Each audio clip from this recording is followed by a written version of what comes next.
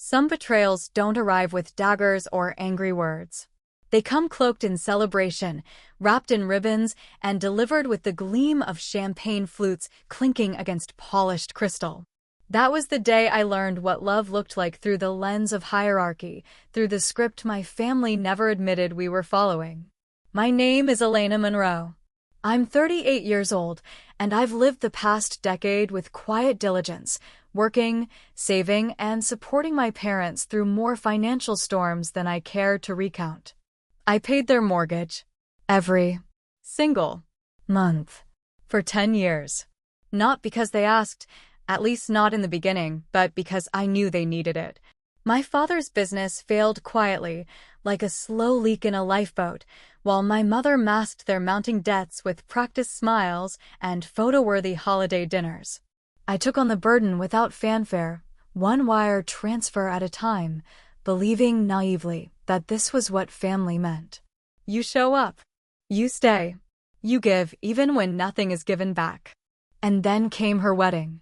My sister, Camille, 5 years younger, adored for her lightness, her charm, the way she could cry at will and get out of any consequence. To the outside world, she was a flower in bloom. To me, she was the storm that stripped my branches bare. When she got engaged, my parents pulled out all the stops. Venue on the coast, designer gown, caterers that charged more than some people make in a month. I contributed, of course. A generous check, a handmade book of family recipes, hours of time planning her bridal shower. Then, in a moment I will never forget, my mother raised her glass and announced the wedding gift. To Camille and Ethan, she beamed. The house is yours now. I remember the way the room erupted in applause. The house, the same one I had been paying for, was theirs. Just like that. No conversation. No mention. Not even a thank you. Just handed over as if I'd been nothing more than an invisible donor in the background of their lives. I smiled. I clapped. I excused myself to the bathroom, locked the door, and wept silently into a monogrammed hand towel. Because when you're the family backbone, your grief must never overshadow their joy. A month later, they called with a new request. Or rather, a casual declaration thinly veiled as a question. We're thinking of moving into your vacation home by the lake, my mother said, like she was discussing rearranging furniture. Just for a little while, my father added. Until we decide what's next. No, I said simply. And for the first time in my life, I didn't soften the word. They were stunned. As if my refusal disrupted the natural order of things. The dutiful daughter does not say no. A week passed. Then came the call. A number I didn't recognize, flashing across my screen. This is Officer Ramirez from the County Sheriff's Department, a voice said. We need to speak with you regarding an incident at your lake house. That was the moment the floor beneath my carefully built world cracked open. I didn't yet know the full extent of what had happened, but I could feel it, like the first tremor before an earthquake. Something had shifted permanently. What followed unraveled everything I thought I understood about loyalty, about sacrifice, about the cost of being the dependable one. But I will tell it all, every moment, every scar, every quiet triumph. Because this is not just my story. It belongs to anyone who's been used, overlooked, or betrayed by the very people they bled themselves dry to support. The lake house wasn't extravagant, but it was mine. A quiet sanctuary I'd saved for and dreamed about during sleepless nights spent balancing work deadlines and managing my parents' bills. It was the one place where I could breathe deeply, unclench my shoulders, and feel the silence wrap around me like a balm. It sat nestled among pine trees in a quiet town 3 hours from the chaos of my everyday life. I had picked the lot myself, watched the builders raise its frame, chose every paint color and fixture. Each corner of that house held my quiet rebellion against the noise, the obligation, the endless cycle of being the dependable one. So when Officer Ramirez mentioned an incident, something inside me froze. I asked for details, but he insisted I come in person. It's better if we speak face to face, he said, his voice calm but unreadable. The drive to the lake felt surreal, like watching a movie I couldn't stop. My hands gripped the steering wheel too tightly, knuckles pale, mind racing through every possible scenario. Had someone broken in? Was it vandalized? Was this connected to my parents' request? That last thought clung to me like burrs on my skin. When I pulled into the gravel driveway, I knew immediately that something was wrong. The front door was wide open. A chair was toppled on the porch. My breath caught as I stepped out of the car. Inside, it looked like someone had tried to move in but with no care or respect. Boxes half unpacked, furniture rearranged poorly, food containers left out, spoiled and leaking. It wasn't a robbery. It was an invasion. Officer Ramirez met me just beyond the threshold, his notebook in hand. We had a neighbor call and a report of suspicious activity, he said. Said they saw people moving things in and out for several days, but didn't recognize them. Who was it? I asked, though part of me already knew. He flipped his notes. Richard and Claire Monroe. Your parents, I believe. My legs nearly gave out. I had to grip the back of a chair to stay upright. They told us they had permission, he added. That this was a family matter, but the records show the deed is in your name alone. They didn't, I whispered. But they had. Of course they had. I don't remember much of the conversation after that. I nodded, I answered questions. I agreed to press no formal charges yet. Officer Ramirez seemed to understand the complicated terrain of family betrayal. His eyes were kind, even if his words were procedural. When he left, I wandered the house like a ghost visiting the scene of her own death. The guest bedroom had new sheets in a pattern I would never choose. A framed photo of Camille and Ethan sat on the mantel. A dog bed in the corner, for a dog that wasn't mine. They had tried to claim this place like they claimed everything else I built. Quietly, without asking, assuming I'd say yes, or that I had no right to say no. That night I slept on the living room couch, fully clothed, door bolted shut. I didn't cry. The tears had dried up long ago, after years of sacrificing to be enough. Instead, I began planning. There's a kind of strength that comes from being consistently underestimated. It grows slowly, like roots under ice. My parents thought they could take my silence for consent. What they didn't realize is that silence can also be the gathering of power. They had taken everything they could. Now I was going to take it back. After I changed the locks on the lake house, I took a deep breath of cold, pine-sweet air and told myself this would be the beginning of a new kind of accounting. One that didn't measure worth in sacrifices made or patience endured, but in boundaries drawn and enforced. That Monday morning, I returned to the city and to the unyielding hum of my office. Numbers have always been my refuge, predictable, neutral, precise. Unlike people, especially the ones you call family. In my years as a senior financial analyst, I'd handled portfolios worth millions. Yet I couldn't recall a single investment that felt as risky or as necessary as what I was about to do, confronting the arithmetic of my own life. I opened a spreadsheet and labeled it, the ledger of losses. It wasn't about the money, not entirely. I listed everything I had given my parents since I was 26 and started helping with the mortgage. The total came to over $180,000. Add in groceries, repairs, utilities, interest payments, and emergency contributions? Nearly $230,000. But then I added the intangibles. The birthday trips I canceled because they needed help covering winter heating costs. The dates I missed to attend Camille's events when no one else could. The therapy I postponed because someone needed my time, my energy, my attention more. It wasn't just money. It was time, health, joy. That ledger bled red ink all the way down the screen. For a moment, I just stared at it, line after line of choices I had made for them, believing that love meant giving everything and asking for nothing. Then I started a second spreadsheet, the life I'll build now.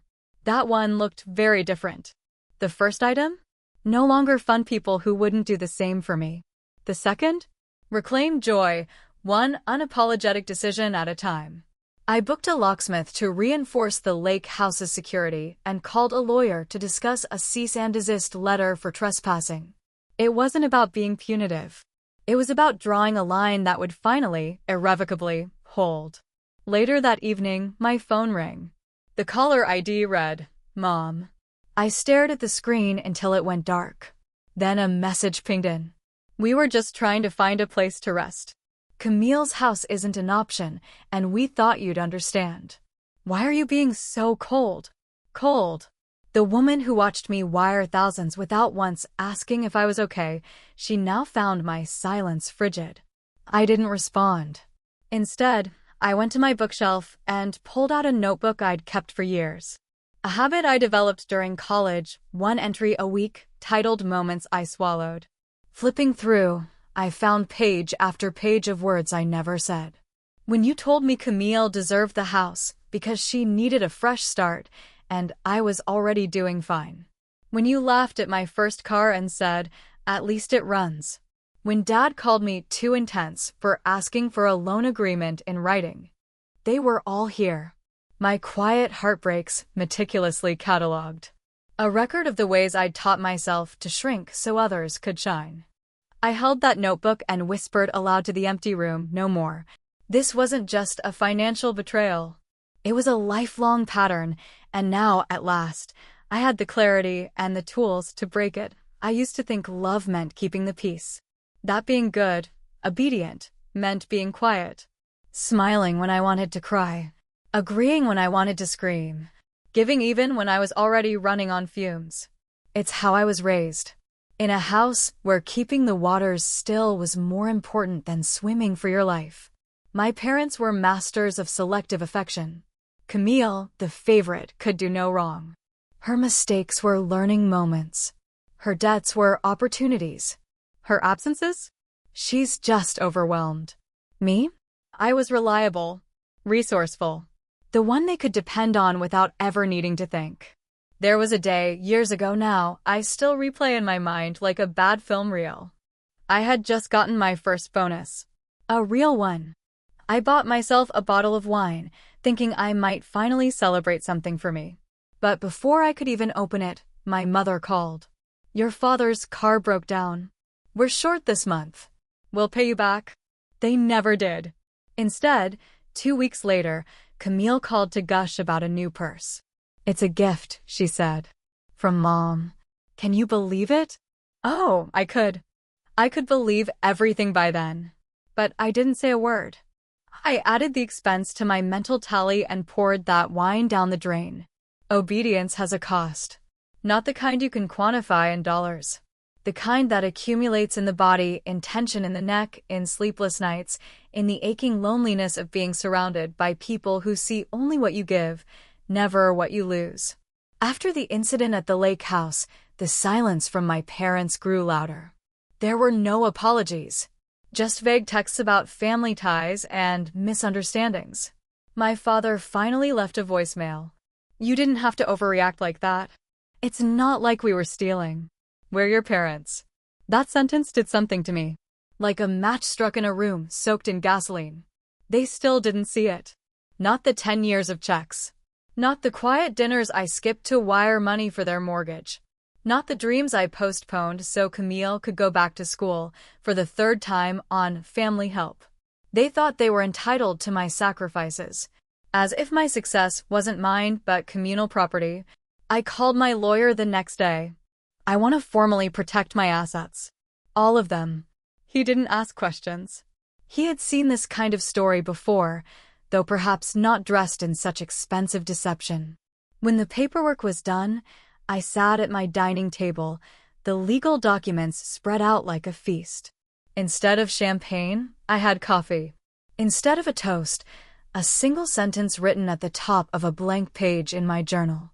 This is the year I stopped bleeding for people who wouldn't lift a finger if I were drowning. I didn't know what the future would hold. But for the first time in a long while, I knew one thing for sure. I belonged to myself. The following Sunday, I skipped brunch with the family, a tradition I had never missed. Not through breakups, business trips, or bouts of exhaustion. Camille texted a flurry of passive-aggressive emojis. My mother called 3 times. My father didn't call at all. Instead, my silence did what words never could. It made them uneasy. That week, I received a letter. Not an email, not a text, a letter. Handwritten in my mother's familiar cursive, a relic from another era, when effort meant something. It read, "Dear Elena, I don't understand what's happening between us. We've always been a family who supported each other. I know we haven't always been perfect, but we've done our best.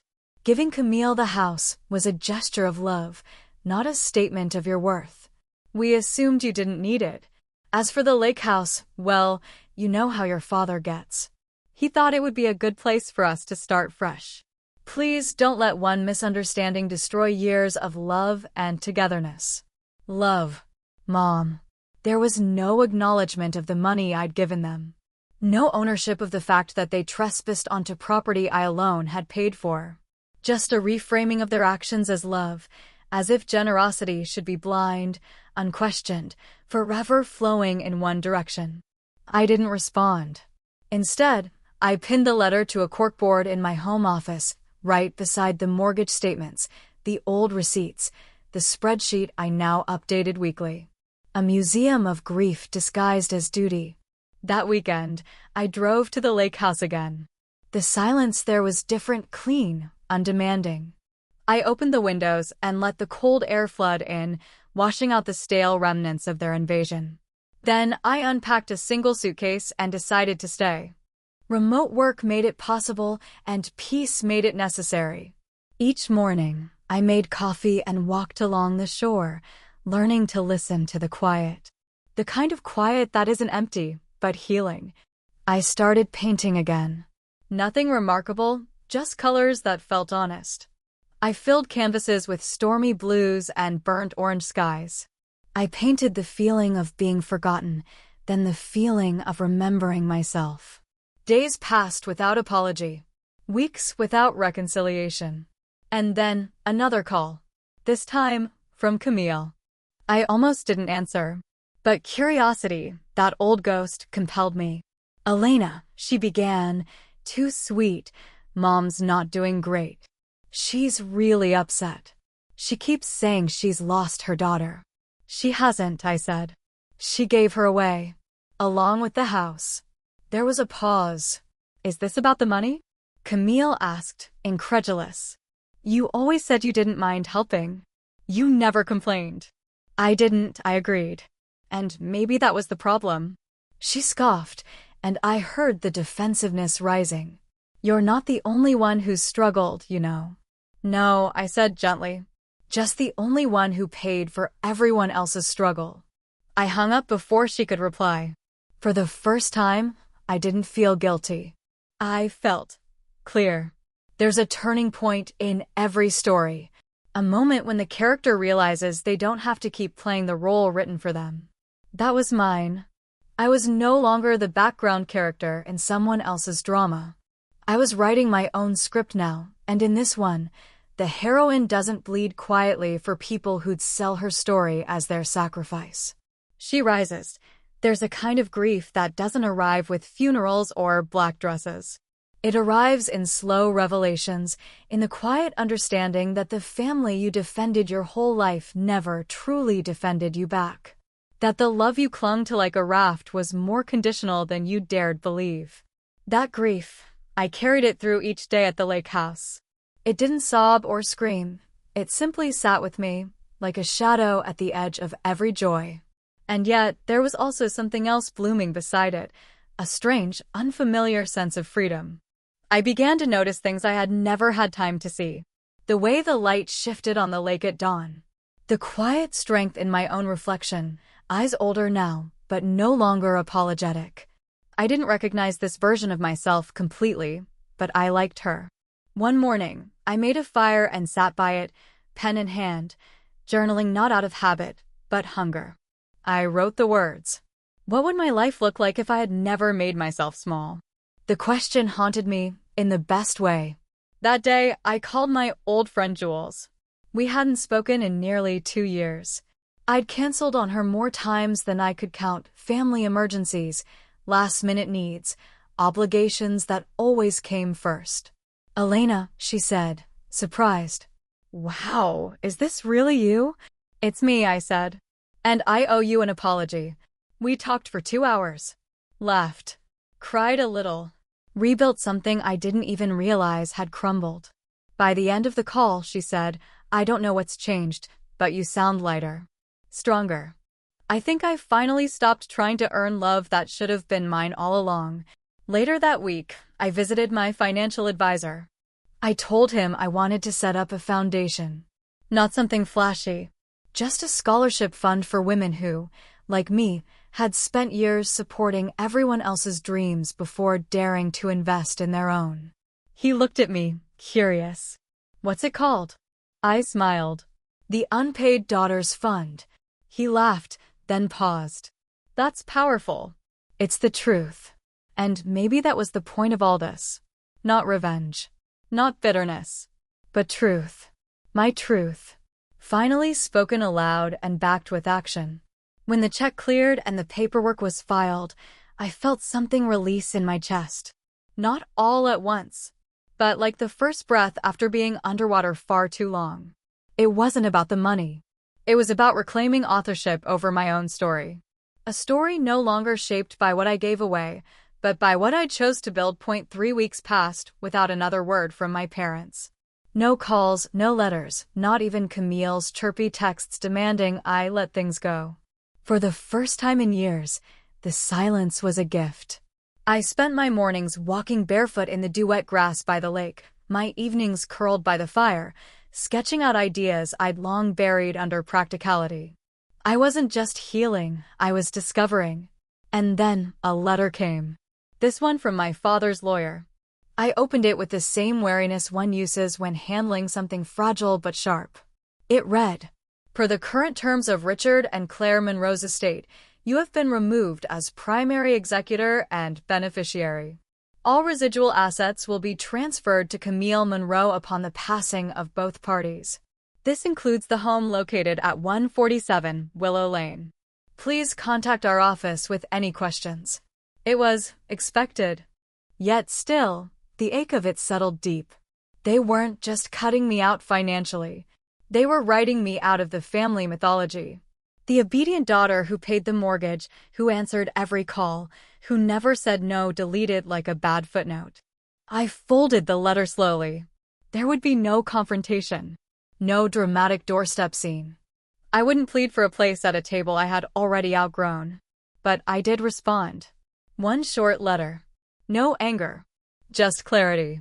"Thank you for confirming what I suspected. Please ensure that Camille is also named as responsible for your future care, bills, and support. As I am no longer considered part of this family's legacy, I trust my contributions past and future will be unnecessary. Warm regards, Elena."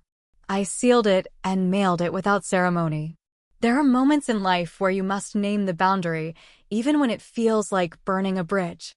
But some bridges lead only to fire.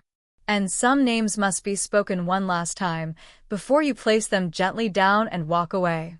A few days later, I received an email from a woman named Talia Rivera, an editor I'd met years ago at a networking event.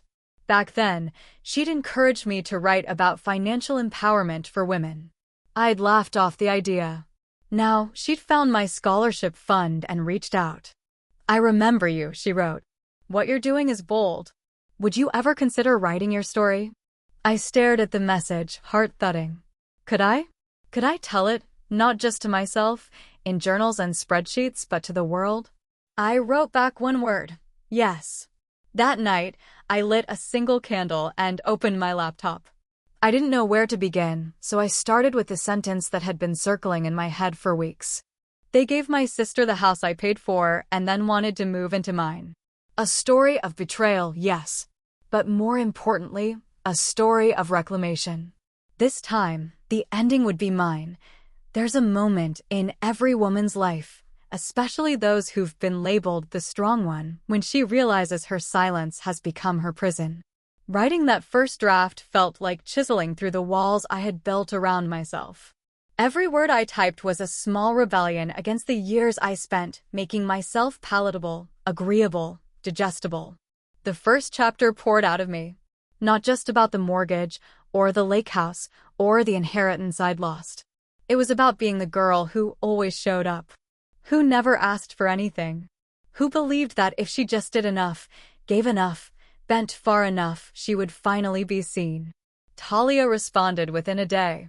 It's raw and it's real. Don't hold back. So I didn't. I wrote late into the nights, candle flickering beside my keyboard, lake mist curling against the window panes. I wrote about the years I spent patching my parents' holes while they sailed off to weddings and wine tastings. I wrote about Camille's borrowed charm, the way she glittered in rooms that I'd helped pay the electricity for. But I also wrote about the quiet joy of reclaiming space. Of watching the fog lift over the lake each morning like a benediction. Of realizing that I had built something no one could take, no matter how hard they tried. A few weeks in, Talia called. Elena, she said, voice electric, I think this is more than an essay. This could be a book. A pause. But only if you're ready to tell the whole story. I closed my eyes, hand hovering over the keyboard. Ready? No. But willing? Absolutely. The next chapter started not with the betrayal, but with me. 10 years ago. Fresh out of grad school, tired but hungry to build a life I could be proud of. I had dreams once, big ones. I wanted to travel, to start my own firm, to write.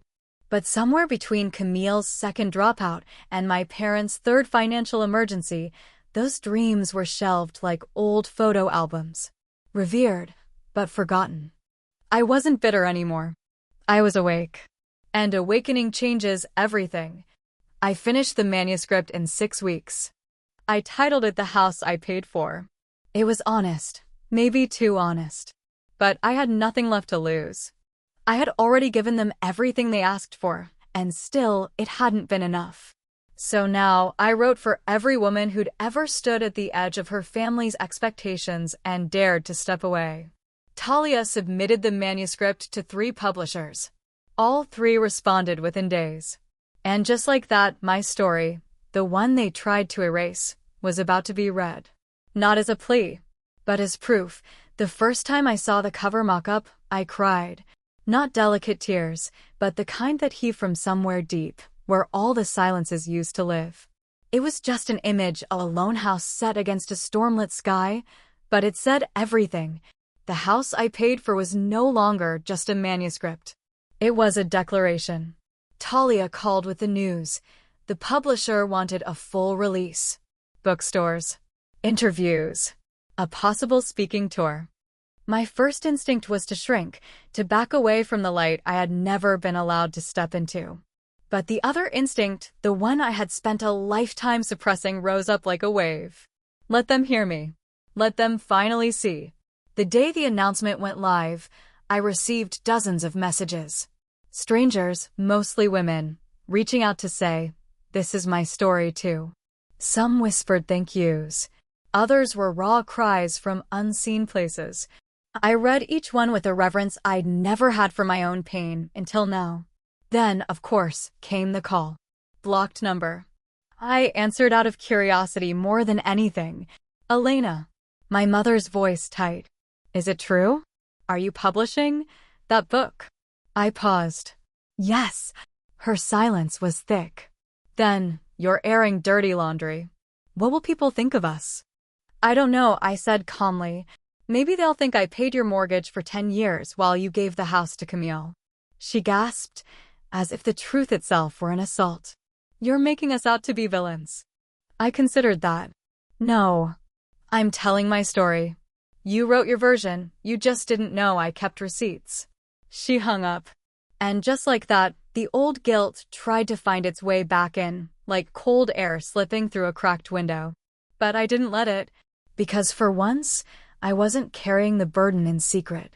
I was putting it down, page by page, letting the world help me hold it. A few days later, Camille emailed. No greeting. Just one line. You're so dramatic. No wonder no one takes you seriously. I didn't respond. I printed the message and taped it beside the book contract on my fridge. A reminder, not of pain, but of distance, of how far I'd come. I spent the night with a glass of wine, watching the lake shimmer under a rising moon. The house was quiet. Mine. And this time, I didn't feel alone. I felt rooted. In truth. In self-respect. In the undeniable power of finally being heard. The book launch was scheduled for a crisp October evening, just as the leaves around the lake house began their slow, fiery descent.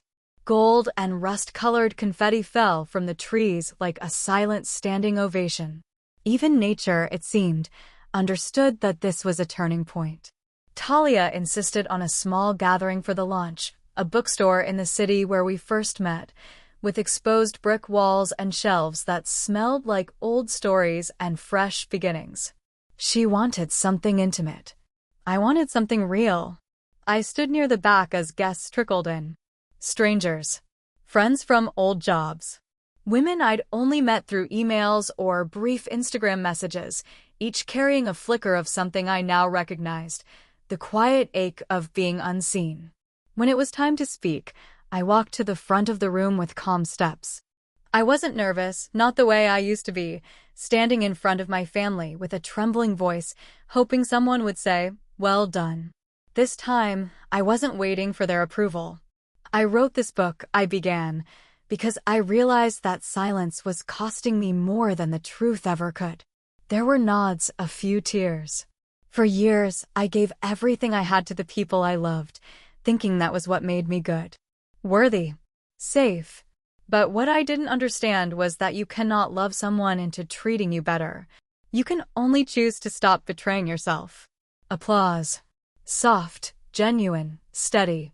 Afterward, one woman came up, maybe in her 50s, with silver-streaked hair and eyes full of unspoken history. She simply said, "Thank you for saying it out loud." That night, I returned to the lake house and placed a single copy of the book on my bedside table. The house my parents tried to take. The life they didn't believe I had a right to own. It was all still here. And so was I. The next morning, I checked my email.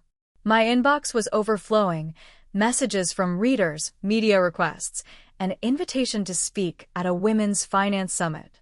But the one that stood out was from my father. Subject line, "Dinner?" I opened it, heart steady. "We've been talking. Your mother and I. Maybe it's time we cleared the air. Let's meet." No apology. Just the familiar presumption that I'd say yes. I stared at the screen for a long time. Then I wrote, "I'm not interested in clearing the air. I'm interested in breathing fresh ones. Wishing you both peace. Elena." And I meant it. Some people need to hear your truth. Others need to lose access to it. There's a kind of power that doesn't shout. It doesn't need to. It simply exists, like the tide, inevitable, patient, quietly shaping the shoreline. After the launch, I didn't rush into the whirlwind. I let the interviews wait. I turned down the panels that didn't feel aligned. I wasn't chasing the spotlight. I was building a life that no longer required one. The lake house became more than just a sanctuary. It became a studio, an office, a place of creation. I converted the sunroom into a writing nook, complete with a second-hand desk and a vintage lamp that flickered like candlelight. I wrote every morning before the world woke up, before anyone could ask anything of me. The book hit bestseller lists. Articles came out. My story was dissected, debated, even doubted by some. That part stung more than I expected. There were op-eds suggesting I should have handled things privately. That writing a book was revenge in hardcover. But I knew better. I hadn't written it to destroy anyone. I wrote it to rebuild myself. One morning, while sipping coffee and watching the mist curl over the water, I received a letter, not an email this time, but actual mail. No return address. I recognized the handwriting immediately. Camille. Inside, a card. No apologies. Just 3 lines. I read the book. I didn't know how much you did. I don't know what to say. It wasn't enough. Not even close. but it was something. I didn't reply. Some truths are not conversations. They are conclusions. Instead, I stood up, pulled on a sweater, and walked down to the dock. The water was cold, but the sun was breaking through, and I stood there, letting it warm my face. For the first time in a long time, I wasn't preparing for the next blow, the next betrayal, the next request dressed in guilt. I wasn't waiting for the other shoe to drop. I had taken off those shoes myself and walked barefoot into something truer. Peace, I've learned, is not passive. It's earned. One no at a time. One truth at a time. One reclaimed breath at a time. Autumn melted into winter, and with it came a quietness I hadn't known I needed. The world beyond the lake hushed under a blanket of snow, and in that stillness, I found something that once felt foreign, rest without guilt. I began to embrace slowness not as laziness, but as a declaration. I lit fires not because it was cold, but because the crackling reminded me that warmth can come from within. I cooked for myself the way I used to cook for others. Not performatively, not dutifully, but with reverence for the ritual. One night, I roasted vegetables, made fresh bread, and poured a single glass of red wine. I sat by the fire with my journal and wrote, "No one is coming to give you permission to be happy. You have to claim it, even if it means walking away from everyone who taught you not to." That night, I slept with the windows cracked open and the wind whistling softly through the trees. My dreams weren't plagued by old voices. For once, they were mine. Around the same time, I was invited to speak at a women's retreat, an intimate gathering for survivors of emotional neglect and familial gaslighting. I hesitated, not because I wasn't willing, but because I knew it would open wounds that hadn't yet fully scarred. But then I remembered how it felt when someone first saw me, truly saw me, in the pages of my own book. I owed it to those women, and maybe even to the younger version of myself, to stand in that room and tell the truth again. I opened the retreat with a quote I once scribbled in the margins of a planner during one of my loneliest years. Just because you were born into a family doesn't mean you owe them your soul. The room went still. One woman, maybe in her 60s, wept openly. Another whispered, "Thank you," not to me, but to herself, as if she'd been waiting years for someone to say it so she could finally believe it. We sat in circles and shared stories not just of pain, but of resilience, of rebuilding, of finding love in new forms, chosen families, inner peace, quiet hobbies turned sacred. At the end of the weekend, as the snow began to fall again outside the lodge windows, one of the organizers asked if I'd ever thought about turning my story into a workshop series. I smiled. "No," I said, "but I think it's time I do. Because surviving isn't enough anymore. I want to help others live fully, freely, unapologetically." Spring came quietly to the lake, like an old friend slipping back into town with no need for grand entrances. The ice receded, revealing water that glittered again, as if memory had turned into hope. I launched the workshop series that April. I called it Unwritten Daughters for the women whose stories were interrupted, dismissed, or never given space to begin with. We gathered virtually at first, teachers and nurses, divorced mothers, child-free entrepreneurs, grandmothers who'd spent their whole lives as someone else's foundation. Some whispered their truths as if saying them out loud might still summon punishment. Others shouted, their pain blistering and raw. I listened. I offered tools. We didn't just talk about boundaries. We built them together. Not like walls, but like gardens, clear, deliberate, alive. One night, after a session ended, I sat alone on the dock, laptop still warm on my legs, watching the stars scatter themselves across the sky. I thought about legacy, not the kind my parents spoke of, all tied to property and name and appearances, but a deeper kind. A legacy of healing. For years, I had been the family's safety net. Now I was weaving one for others like me. One that didn't tear when they said no. One that didn't unravel under the weight of being misunderstood. I got letters, real ones, digital ones, from women who'd read my book and taken the brave first step, starting over. Leaving behind abuse. closing a financial faucet that only flowed one way. Saying out loud, "I'm not your backup plan." They called it life-changing. I called it overdue. Meanwhile, the publishing world circled back. They wanted a follow-up, a second book. This time, focused on the emotional toll of being the strong one, the enabler, the fixer. The invisible daughter with a perfectly timed smile and a shredded soul. I started drafting chapters under the working title, "The Cost of Holding Everyone Together." And then, just as the lilacs bloomed and the world softened, my phone buzzed with a call from an unfamiliar number. I almost didn't answer, but something, a calmness I'd earned, told me to pick up. It was Camille. Her voice was different, hesitant, almost quiet. "Elena," she said. "I read the book again. Slower this time. I think I didn't know how much I benefited from what you gave up."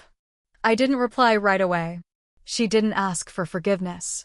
She didn't make excuses. "I'm pregnant," she added. "And I just wanted you to know. I've been thinking about the kind of mother I want to be. And you've taught me more than I ever thanked you for." Still, I didn't say much. Just, "Thank you for telling me." Because grace is not always reconciliation. Sometimes, grace is simply hearing the words that once would have broken you and finding they no longer hold power. Camille's news lingered with me in the days that followed, not as a wound reopened, but as a strange, drifting echo. Part of me expected it to stir more anger, more grief.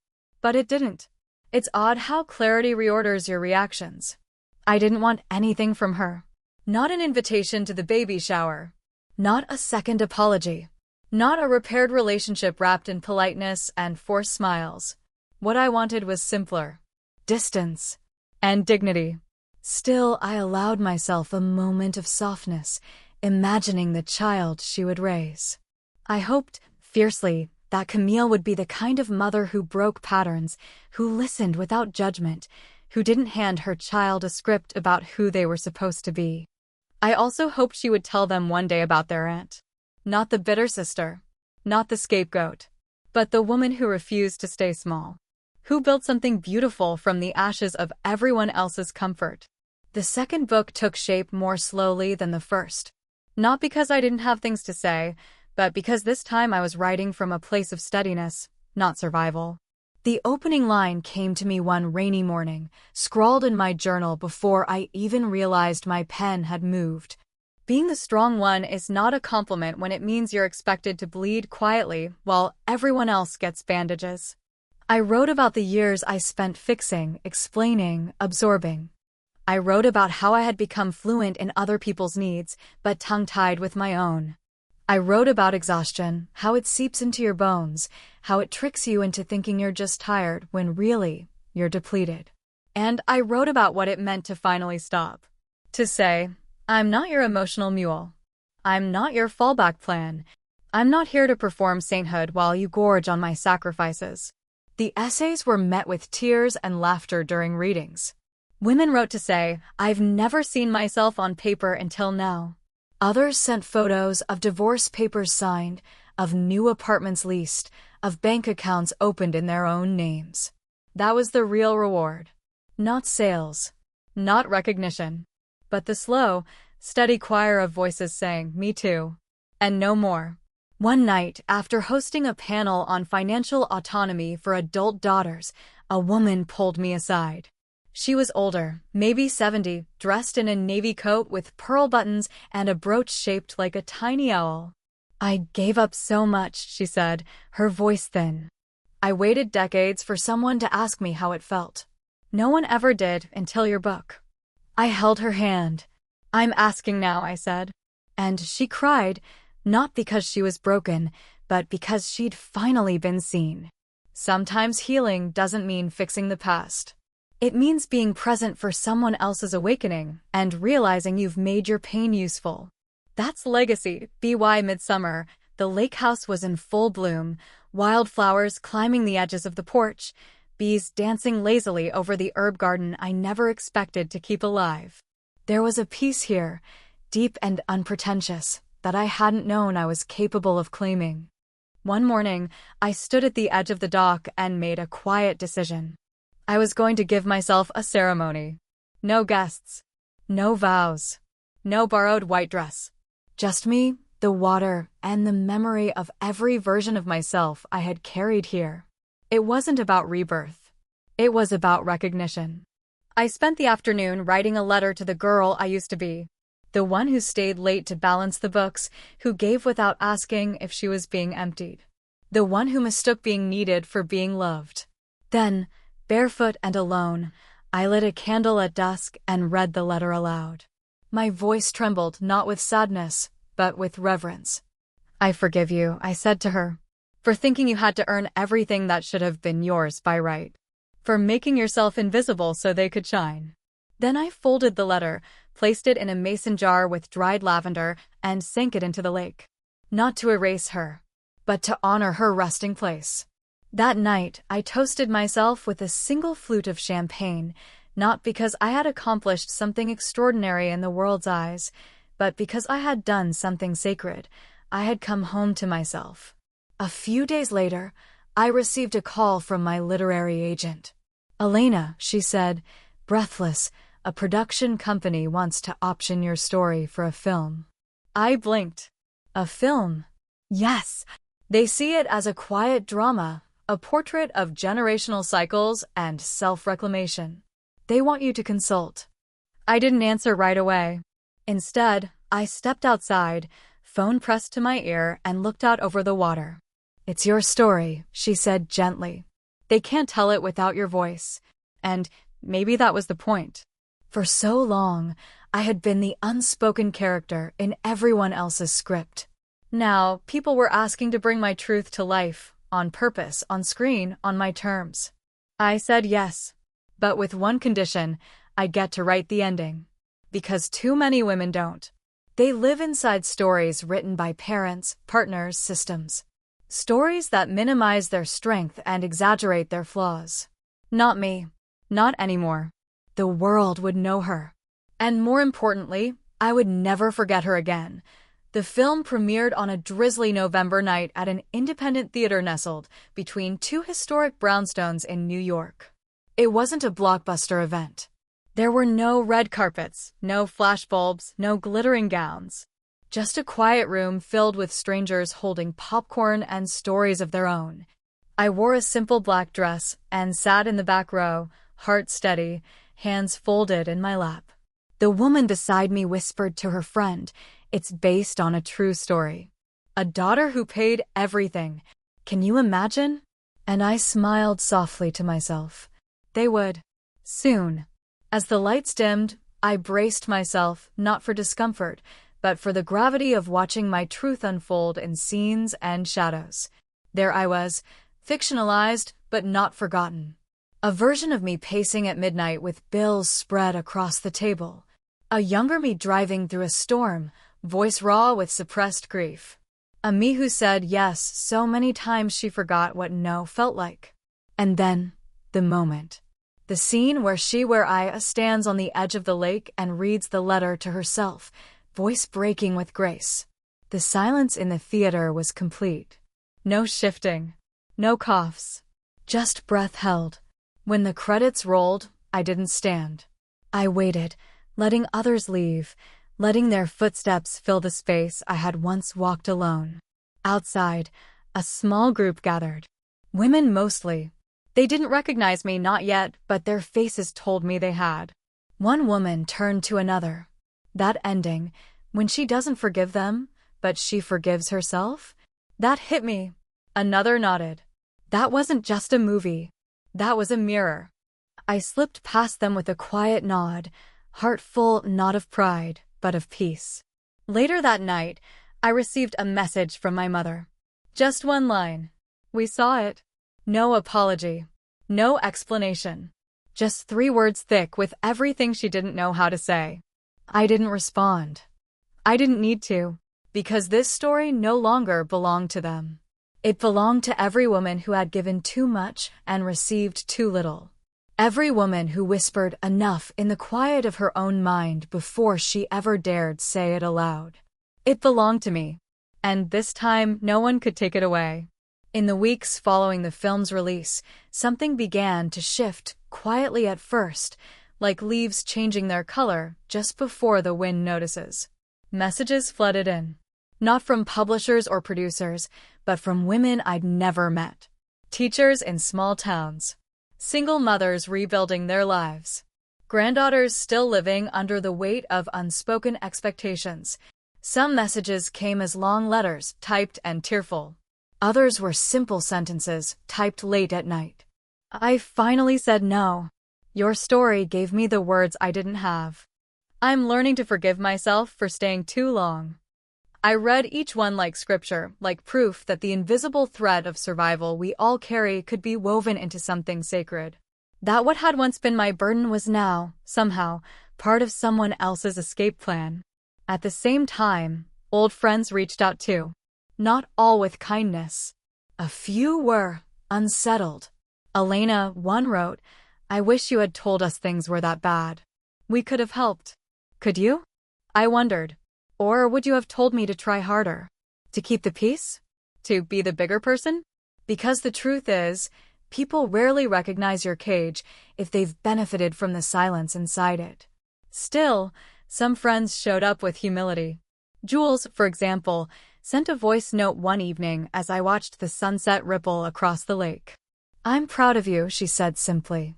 "Not just for telling your story, but for surviving it with so much grace." I cried then. Not because of pain, but because of the rare gift of being witnessed, really seen for who I was and who I had become. One day, as winter crept back in and the lake began to freeze again, I stood at the edge of the dock and thought about legacy, not the estate I never inherited, not the family name that once left bruises, but the kind you build with your own hands. I thought about my future niece or nephew, not yet born, and wondered what story Camille would tell them about me. Would she mention the mortgage I paid, or the house she was given? Would she talk about the sister who wrote a book, or the one she once tried to erase? Maybe neither. Maybe, if I was lucky, she'd say this: "Your aunt taught me that being loved isn't about being useful. It's about being seen." And maybe that would be enough. Because I no longer needed the ending to be neat. I just needed it to be true. It's strange how time, once your enemy, becomes your quiet ally when you finally stop waiting for people to change. Months passed. Camille's baby was born in early spring, a girl named Lila Grace. I found out through a mutual friend. No announcement was sent my way. No invitation. And I didn't expect one. Still, when I saw the picture online, a swaddled infant with a tiny, furrowed brow, I felt something warm in my chest. Not regret. Not sadness. Just a distant tenderness, the kind you feel when you see a photograph of a place you used to live. I thought about sending a gift. A card, maybe. But then I remembered, I had already given more than enough. Instead, I whispered a blessing over the image on my screen. May you grow up free of the debts your mother inherited. May you learn early what it means to own your voice. And may you never have to write yourself into the margins to make room for someone else. And then I closed the window. Later that week, I returned to the manuscript for my second book. The final chapter needed something I hadn't yet written, not just an ending, but a beginning. I wrote, "To the daughters who stayed too long in houses that called them selfish for dreaming. To the women who gave and gave and gave until there was nothing left but guilt and a ghost of themselves. You're not here to hold the roof up with your back. You are the architect now. Build something beautiful. And let no one demand the keys but you." When I hit save, I felt it, a slow exhale I didn't know I'd been holding. The book was done. The story that began with betrayal now ended with blueprint. A blueprint for life beyond martyrdom. A few days later, I was invited to keynote a national conference for women in leadership. The title of my talk? No is a sacred word. I stood on that stage, looking out over a sea of faces, some smiling, some tear-streaked, all awake. And I told them the truth. That house? The one I paid for and lost? It gave me something more valuable than equity or memory. It gave me a mirror. And in that mirror, I saw the girl I had left behind, the one who kept hoping they'd notice, they'd thank her, they'd stay. She's gone now. But in her place stands a woman who no longer waits to be chosen. She chooses herself. The room rose with me. Not in applause, but in shared knowing. That's what healing is, I think. Not the absence of pain, but the presence of purpose. After the conference, I returned to the lake house with a quiet heart. The world was changing fast around me, bookstores stocking my second book, podcasts reaching out, women asking how to navigate the first no after a lifetime of surrender. But here, at the edge of the water, everything was still. The dock creaked beneath my steps. The wind carried the scent of thawing earth and pine needles. And I thought, this is mine. Not just the land, or the house, or the view, but this stillness. This safety. This sovereignty. Sometimes, I'd wake early just to watch the mist rise off the lake. It reminded me of my own healing, slow, natural, neither forced nor fragile. Mist doesn't ask permission. It simply lifts. One morning, I found a small package at the end of the gravel drive. No return address. Inside was a photo. It was me, taken years ago, at Camille's wedding. I was in the background, off to the side, holding a tray of drinks. My smile looked effortless, polished, practiced. And on the back, in handwriting I knew too well. You were always there. I'm sorry I didn't see you. No signature. But I didn't need one. I sat on the porch steps, the photo in my lap, the wind brushing against my cheek like a tender apology. This wasn't redemption. It wasn't reconciliation. But it was something real. I didn't frame the photo. I tucked it into a box labeled past lives. Not out of resentment, but respect. For what it was. For what it no longer had to be. Instead, I began work on my third book. Not memoir. Not essay. Fiction. A novel about a woman who disappears from her family only to find herself in the wilderness, with no map, no plan, and no desire to return. It was cathartic, yes. But it was also playful. For the first time, I wrote without needing to prove a point. I wrote to explore joy, mischief, pleasure. Because survival is noble. But thriving is revolutionary.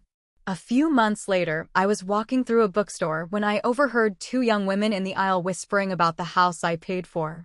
She didn't even sue them, one said, almost annoyed. No, the other replied, she did something worse. She lived well. I smiled and walked on. Because sometimes, poetic justice doesn't come in a courtroom. It comes in waking up without dread. It comes in standing alone and not feeling lonely. It comes in turning your pain into something so beautiful, even the people who caused it have to sit with their silence.